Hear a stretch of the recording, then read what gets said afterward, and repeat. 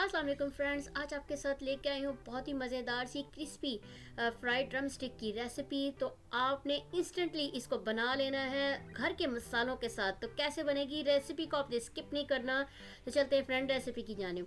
मैंने ले लिए चिकन के लेग पीस और इन्हें डीप कट मैंने लगा लिया, ये बड़ा ज़रूरी है। अब मैं ऐड करने जा रही हूँ दही को और गरम मसाला नहीं, जिंजर गार्लिक पेस्ट मैंने शामिल किया है, हरी मिर्चियों का पेस्ट शामिल किया है। तमाम इंग्रेडिएंट जो है चल रहे हैं स्क्रीन पर, तो आप वहाँ से देख सकते हैं।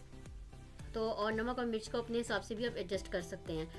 तो आप देख सकते हैं इसमें मैं तमाम मसाले मैंने शामिल कर दी हैं। ज़र्दे का रंग भी आप अपने हिसाब से एडजस्ट कर सकते हैं। एंड में मैंने शामिल किया है पपीते का पेस्ट। अगर आपके पास पपीते का पेस्ट ना हो तो आप कचरी पाउडर भी डाल सकते हैं। चलें जी, मसाला मिक्स हो चुका है।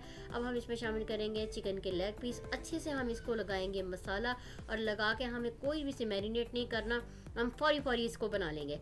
चले जी, अब मैंने एक फ्राई पैन लिया, उसमें मैंने चिकन का जो जिसको मसाला लगाया था उसे शामिल कर लिया। अच्छा, मैंने इसमें 1 टीस्पून गरम मसाला भी शामिल किया है।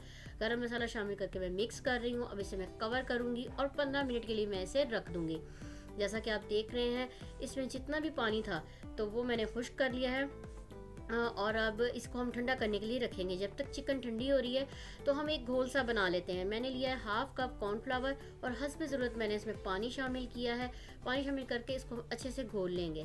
बस इसे हमने ज़्यादा थिक बनाना है, ना ही हमने थिन बनाना है। अब हमने चिकन के लेग जो ठंडे हो चुके हैं इसमें डालकर घोल में, तो हमने इसे फ्राई कर लिया है।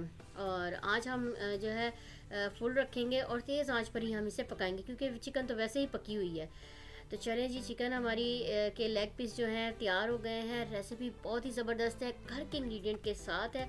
तो अगर आपको मेरी रेसिपी अच्छी लगे तो प्लीज़ मेरे चैनल को कीजिएगा सब्सक्राइब। इंशाल्लाह फिर मुलाकात होती है एक नई रेसिपी में। अल्लाह हाफिज़।